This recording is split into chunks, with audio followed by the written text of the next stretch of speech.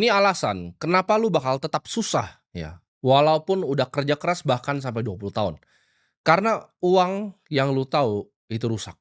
Ini adalah video yang sebenarnya gue udah pengen bikin dari lama ya. Jadi gue jelasin kenapa ya hal ini bisa terjadi, kenapa lu bisa kerja keras tanpa menjadi kaya.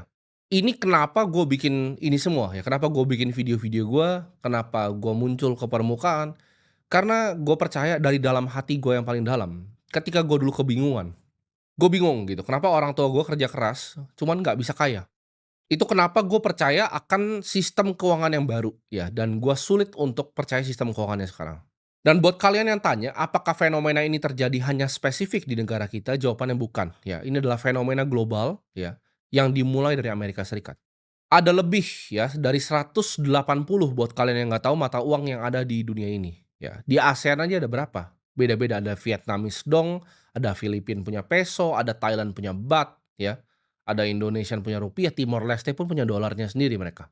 Dan jumlah yang beredar itu, ya, sangat amat cepat dan pesat. Dan ketika mata uang di negara yang berkembang, gue sebutnya, itu dicetak terus-menerus, ya. Akibatnya apa? Mereka yang bekerja keras dan menabung itu akan tergerus nilai uangnya. Dan justru ya bikin uang tersebut berpindah tangan ke orang lain.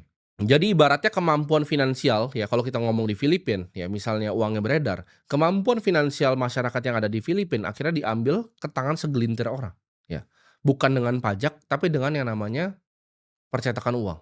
Dan cara ini ya selama sejarah tuh sulit untuk dideteksi ya. Jadi itu pelan-pelan, dia gradual kayak Roma. Koinnya pertama dibikin lebih kurang ya, kadar emas dan kadar silvernya sampai akhirnya sedikit sekali kadar silvernya dan enteng gitu koin.